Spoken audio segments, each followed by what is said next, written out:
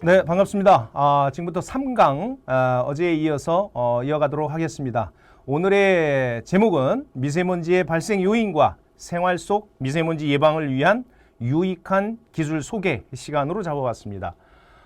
첫 시간 또 둘째 시간 이렇게 했고 오늘 이렇게 잡아본 이유는 첫 시간, 둘째 시간이 어떤 정책 위주였다면 지금은 실질적으로 우리 생활 속에서 미세먼지 예방을 할 수 있는 기기, 장비 또 혹은 이런 기술을 접할 수 있는 시간이 되겠습니다. 오늘 이 시간 놓치시면 굉장히 아까울 것입니다. 왜냐하면 오늘 다양한 측정기서부터 또 가정에 있으면서도 우리가 어디에 있는지 또 어떤 기능을 하는지 모르는 것들을 오늘 직접 샘플을 준비를 해왔습니다. 그래서 오늘 아주 값진 시간으로 여러분들과 함께 하도록 하겠습니다. 내용은 보시는 바와 같이 이렇게 하고, 자, 먼저 지금 미세먼지라는 어떻게 보면 2015년부터 초미세먼지가 우리나라에 창궐을 했다고 하면 하지만 기존에 계속 미세먼지는 있었습니다. 우리 생활 주변에. 그런데 그게 이제 건강 유해성으로 해서 우리가 위험하다라는 것이 공론화됐던 것이 2015년부터 초미세먼지가 이제 대두가 됐는데, 안타깝게도 보시는 것처럼 초미세먼지 농도가 우리 한국이 굉장히 안 좋은 쪽에 어떻게 보면 180개국 중에 173위라는 굉장히 좋지 않은 이 수준입니다. 옛날 우리 어렸을 적 시골이나 물론 서울도 이렇게까지는 심하지 않았었습니다만 지금은 이렇게 전 세계적으로 우리가 순위를 봤을 때 173위라는 하위권에 있는 게 현실입니다. 그래서 지금 이러한 현실에서 어떻게 우리가 자체 예방을 하고 쾌적한 이 맑은 공기를 만들 것인가, 이게 바로 이제 그런 차원에서 오늘 이 시간도 여러분들에게 정책도 소개를 시켜드리고 또 전 시간에 말씀드렸죠. 미세먼지는 해결보다는 예방이 우선이다라고 말씀드린 것처럼 오늘은 예방 위주로 말씀을 드리겠습니다. 자, 많은 이 불안한 데이터들입니다. 미세먼지 인체 유해성에 대해서 많은 언론을 통해서 이미 접하셨을 겁니다. 하지만 이 WHO의 국제암연구소에서 발표한 내용을 보시면 더 심각성을 느끼실 수가 있습니다. 보시다시피 미세먼지 농도가 10마이크로그램 증가할 때마다 폐암 발생률이 22%가 증가가 된다라는 연구 결과가 나왔습니다. 그리고 초미세먼지 농도, 미세먼지와 초미세먼지는 약간의 차이가 있습니다. 입자의 크기 차이가 있는데 초미세먼지가 5마이크로그램 증가할 때 폐암 발생률은 18%가 증가된다라는 이러한 데이터가 나왔습니다. 물론 이러한 건강 유해성 때문에 이미 2017년부터는 서울시에서 미세먼지를 재해로 지정을 했고 또 작년에 2019년이죠. 19년에는 국회에서도 미세먼지 특별법을 제정을 해서 통과가 됐습니다. 이런 것들이 모두 이러한 국민 건강에 어떤 위협으로 다가오기 때문에 이러한 많은 정책을 지금 보완하고 있는 것으로 보시면 됩니다.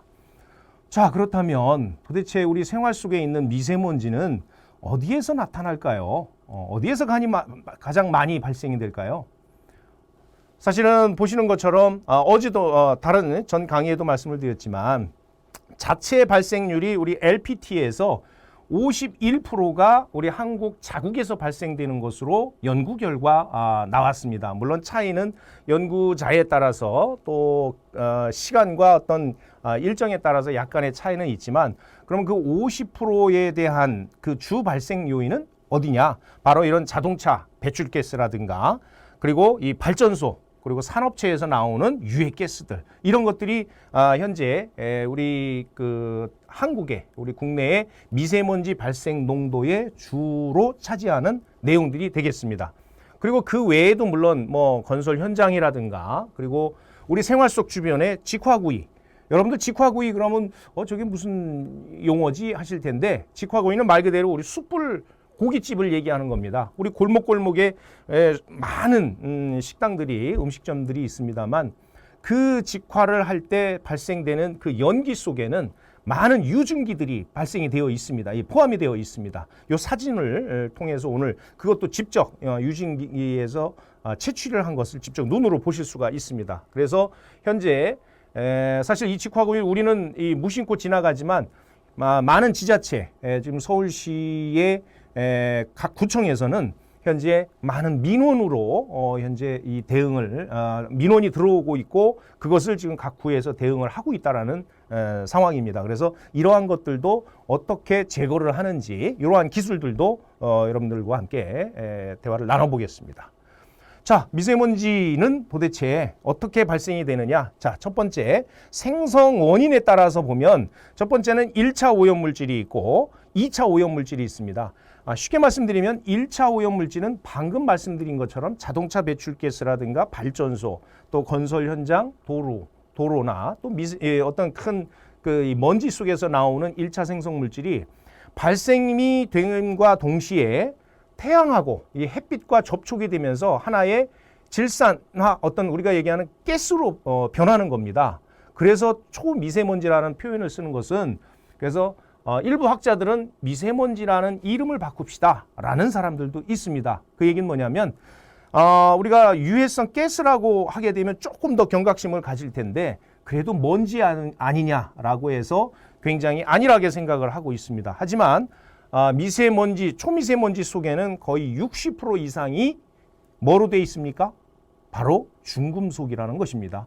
그래서 이 중금속은 인체에 많은 유해 어떤 물질들이 포함이 되어 있기 때문에 그것을 우리가 장기간 호흡을 하게 되면 여러 가지 폐질환, 또 호흡기 질환, 또 거기에 건강이 약하고 민감하신 어린이나 어르신들에게는 굉장히 피해를 입게 되는 것입니다. 그래서 이렇게 우리가 1차 오염물질, 2차 오염물질 이렇게 분류를 하고 입자상 물질도 우리가 뭐 황산화물이라든가 질소산화물 다양한 유해 가스들로 되어 있습니다. 그래서 이런 것들이 지금 이 공기 중에 우리도 모르는 사이에 지금 우리가 호흡을 하고 있다라는 것입니다. 그렇기 때문에 우리가 미세먼지가 심한 날은 외부 활동을 삼가하고 실내에서 많이 활동할 수 있도록 하자라는 말이 바로 이러한 유해가스의 피해를 줄이고자 하는 것입니다. 자, 이거 외에도 물론 뭐 자연 오염원들이 있죠. 뭐 예를 들어서 화산이 폭발을 한다든가 또 전 시간에 보여드렸던 것처럼 저 멀리 어떤 그 몽골에서 어떤 바람을 타고 이 넘어오는 이 황사 유해 가스들 이런 것들도 마찬가지입니다.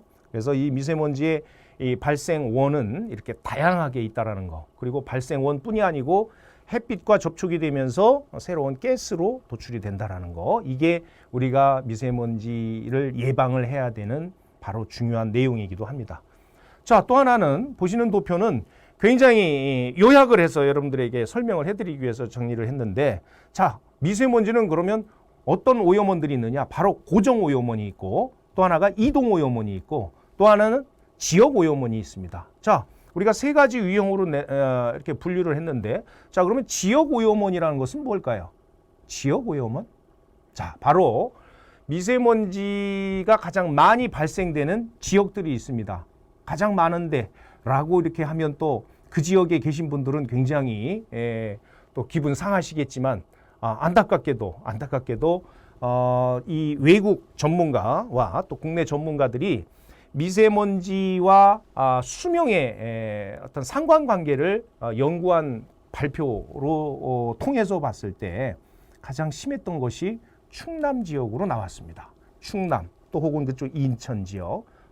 안타깝게 충남 지역 같은 경우는 미세먼지를 수명으로 환산했을 때 1년에 51시간씩 수명이 단축된다라는 무서운 결과가 나왔습니다. 물론 이것은 저 개인의 말씀이 아니고 그 연구자들에서 나온 통계였습니다. 따라서 미세먼지 아까 말씀드렸던 지역 오염원은 그럼 왜 충남 지역이 많았을까요?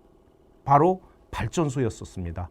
발전소가 집중되어 있고 당진이라든가 오늘 뭐 또 충남에서 오신 분도 여기 계시네요. 오늘은 우리 방역을 준수하면서 지금 강의를 하고 있습니다만 어쨌든 발생원이 집중되어 있는 곳이고 또 하나는 중국에서 굉장히 가까운 지역입니다. 이 서해 지역으로 해서 그렇기 때문에 충남 지역과 인천 지역이 다른 곳보다 심한 결과로 나왔습니다. 그래서 지역 오염원이라는 것이 그런 것들이고 그리고 이동 오염원. 이 오염원들이 자꾸 이동을 합니다. 이 바람에 의해서 많이 오염이 되고 또 고정 오염원이라고 하지만 계속 상시적으로 공장 같은데 플란트 공장이라든가 석탄 공장 이런 데서는 그 고정된 지점에서 계속 주기적으로 발생이 되고 있는 이런 고정 오염원들이 있습니다. 근데 이 오염원들에는 보시는 것처럼 우리가 뭐 속스, 녹스 또 초미세먼지 그리고 여러 가지 뭐 오존까지 이 O3라는 것이 이제 오존입니다. 여름철 같은 경우는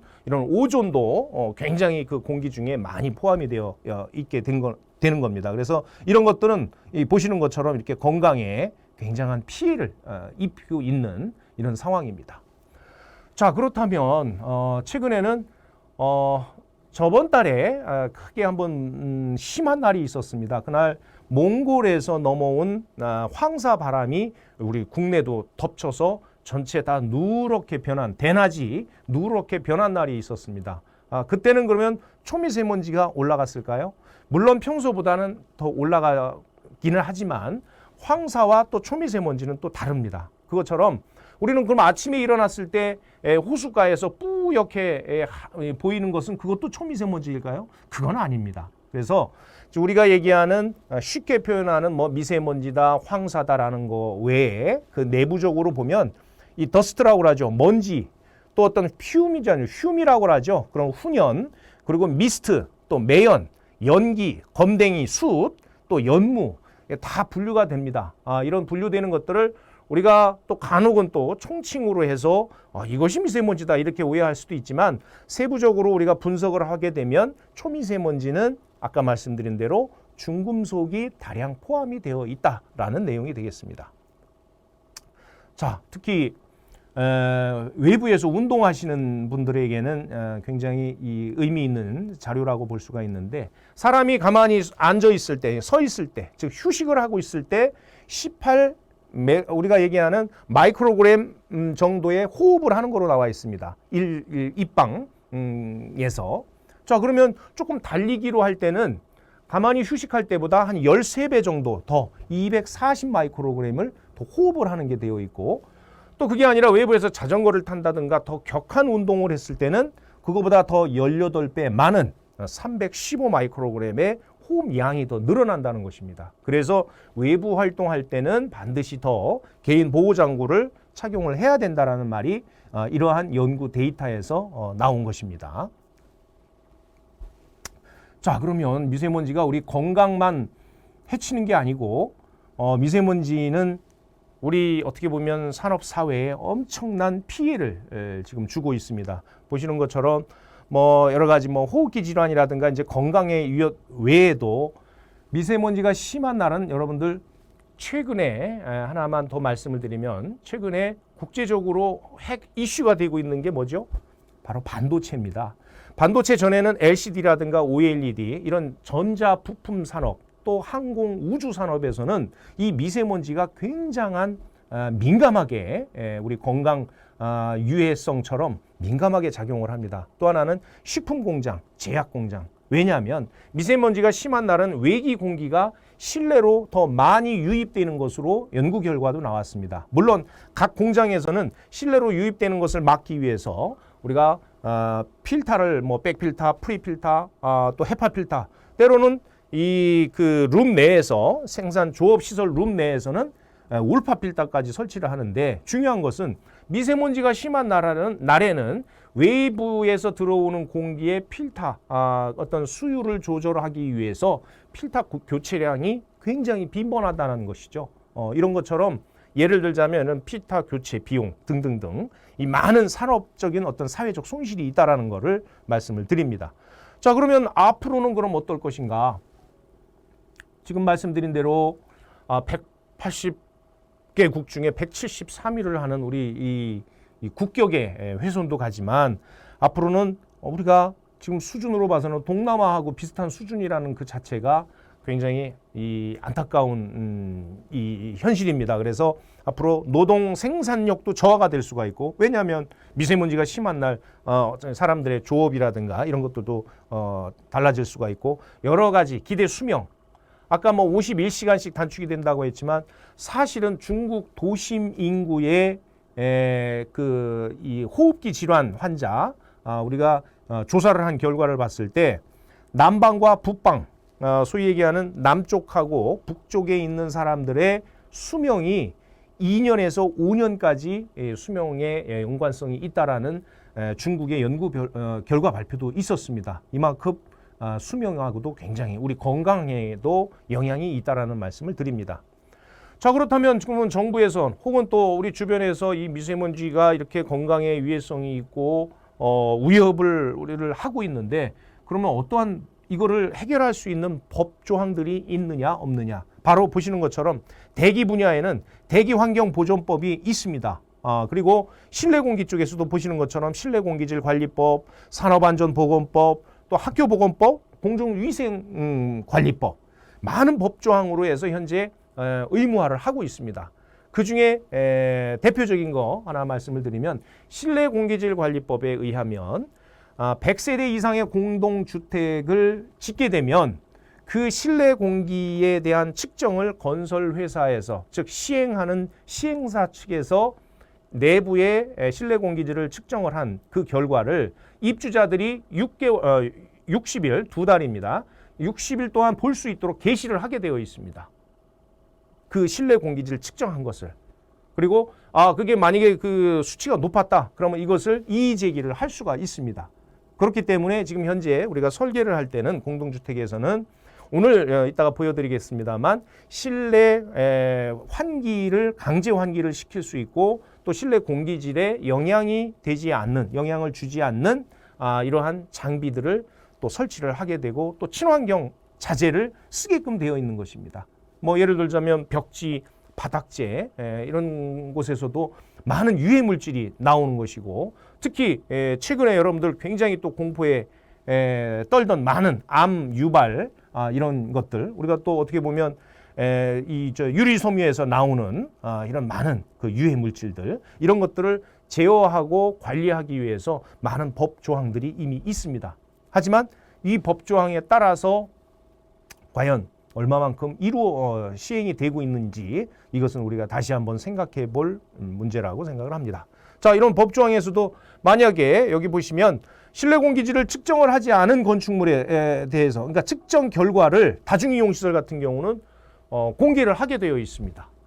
또 누가 이 기록을 계속 유지관리를 하게 되어 있는데, 여러분들 다중이용시설의 그 측정 데이터 물론 하고 있습니다. 많은 기관들이 하고 있습니다만 그렇지 않은 곳들에 대해서는 앞으로 그것을 의무화할 수 있도록 더 강요를, 우리가 더 관심을 가져야 될 때라고 생각을 합니다.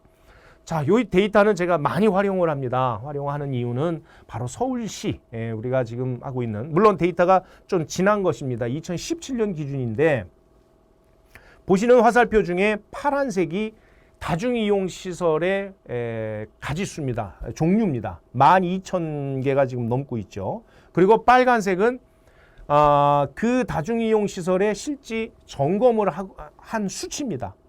이게 서울시 보건연구원에서 만들어진 데이터인데, 굉장히 우리가 안타까운 현실이, 자, 12,000개소 중에서 실제 점검을 하는 것은 850개소다. 즉 전체의 7%에 불과하다는 것입니다. 이 얘기는 나머지 93%는 그러면 우리 관리에 손이 못 미치는 거 아닌가라는 의문을 제기해 봅니다. 그 얘기는 앞으로 이거에 대한 하지 못하는 또 이유가 분명히 있습니다. 하지 않는 것이 아니라 하지 못하는 이유는 예산과 또 어떤 그 점검을 하는 어떤 인원에 대한 문제도 있습니다. 그래서 우리가 전 시간에 전문가를 양성을 해서 우리 이 민간 자율적으로 이렇게 할 수 있는 기회도 제공해 달라는 말씀을 이제 여기서 드리는 건데, 지금 보시다시피 학원, 영화관, PC방 이런 것들이 이제 우리 자녀들이 가장 많이 다니는 데죠. 학원이나 영화관이나 PC방 같은 데는 이런 곳들도 2015년부터는 다중이용시설로 포함이 되어 있습니다.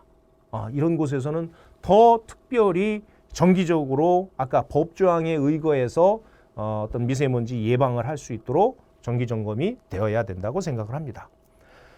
자, 다음은 환기 방식입니다.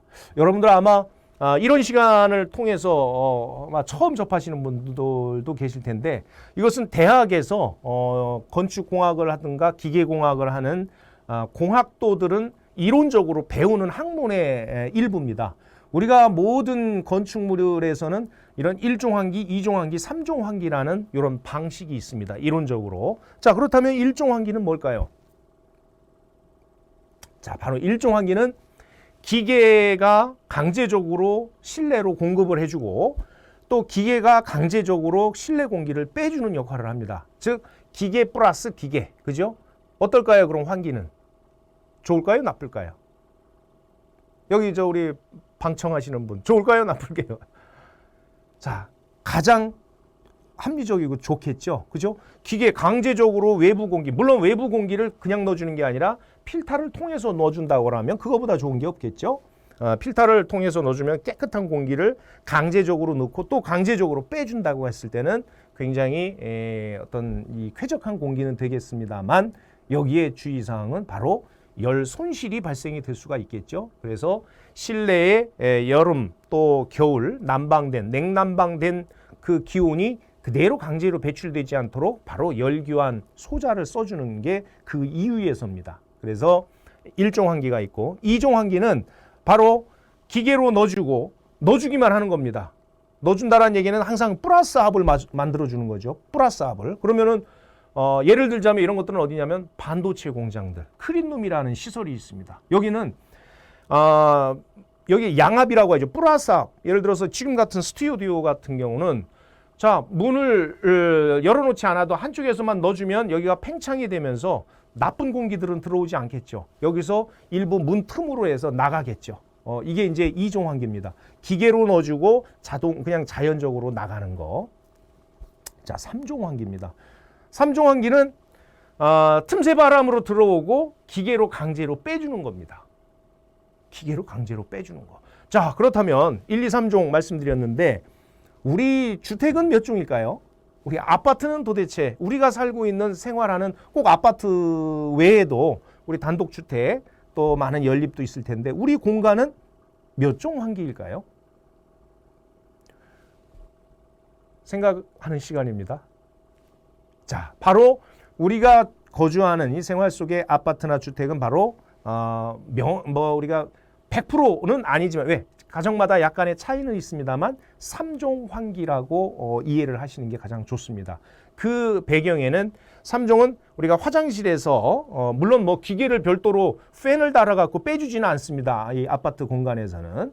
다만 화장실에 배기팬 혹은 또 렌지 후드 이런 것들은 물론 요리할 때 또 화장실에서 냄새 나는 것을 빼주기 위한 용도이기는 하나 실내에서 봤을 때 기계적으로 빼는 이 장치는 바로 그런 부분밖에 없죠. 그렇다고 외부에서 기계로 넣어주지는 않기 때문에 우리가 거주하는 이 아파트 혹은 이 생활 공간은 3종 환기로 보시면 됩니다. 자, 그렇다면 이 3종 환기 아까 말씀드렸던 것대로 실내 공기질 관리하는 데 있어서 사실은 최근에는 80% 이상이 다 실내 공간에서 활동을 하고 있습니다. 그런데 이 3종 환기를 이것만 의존을 해서 우리가 계속 쾌적한 환경을 만들 수 있을까요? 그래서 새로운 기술들이 이미 법에 의거해서 설치가 되어 있습니다. 바로 2006년 이후 짓는 공동주택에서는. 근데 그게 어디에 어떤 장비인지 여러분들은 생각해 보셨나요? 바로 오늘 강의를 듣고 한번 확인을 직접 해보시기 바랍니다. 자, 지금 내용상으로 우선 이론적으로 1강으로 여기까지 이론적 배경을 말씀을 드리고 2강에서는 바로 방금 말씀드렸던 1, 2, 3종에 대한 장비들 또 측정기 또 거기에 지금 예방할 수 있는 기술 등등을 더 실무적으로 말씀을 드리고 이것을 종료하기 전에 제가 여기 잠깐 한번 보시겠습니다. 이 테이블에 미세먼지 측정기를 설치를 하고 제가 지금 이 강연을 했는데 현재 어느 정도인지 수치를 한번 보도록 하겠습니다. 물론 가정에서도 이 공기청정기에 달려있는 것도 있고 또 아주 테이블, 책상 위에 올려진 조그만한 것들도 있는데 사실은 그런 것들은 우리가 얘기하는 광산난식 방식으로 해서 정확도가 약간씩 떨어집니다. 그래서 우리가 조금 더 그 정밀한 계측 장비 테스트기라고 볼 수가 있는데 현재 어느 정도인지 보도록 하겠습니다. 자, 현재 PM10이 12.7 마이크로그램입니다. 12.7이면 굉장히 좋은 수치입니다. 그리고 우리가 늘 우려하는 PM2.5 같은 경우가 9.6 마이크로그램입니다. 자, 9.6 그러면 우리 지금 현재 우리 그 환경부에서 정해놓은 실내 공기질 PM2.5의 기준은 30 마이크로그램까지가 가장 좋음으로 나와 있습니다. 그럼 현재 뭐 이제 조금 움직이니까 조금 올라갔네요, 그죠? 10.6 정도가 나왔는데 이것은 굉장히 이 공간은 맑고 깨끗하다고 볼 수가 있습니다. 물론 뭐 우리 구청 내 스튜디오이기 때문에 굉장히 이런 쾌적한 환경이 되어야 되겠죠. 그래서 이런 것처럼 참고로 가정에서도 이런 측정을 한 번씩 이렇게 하면서 우리가 너무 공기가 오염이 됐구나. 그러면 창문을 열든 아니면 아까 말씀드린 대로 환기 장치를 가동을 하든 이렇게 해서 생활 속에서 우리가 쾌적한 환경을 만들 수 있도록 하시는 것도 하나의 방법이라고 할 수 있습니다. 자, 3강이죠. 3강 여기까지 하고 바로 4강에서 여러분들 다시 찾아뵙겠습니다.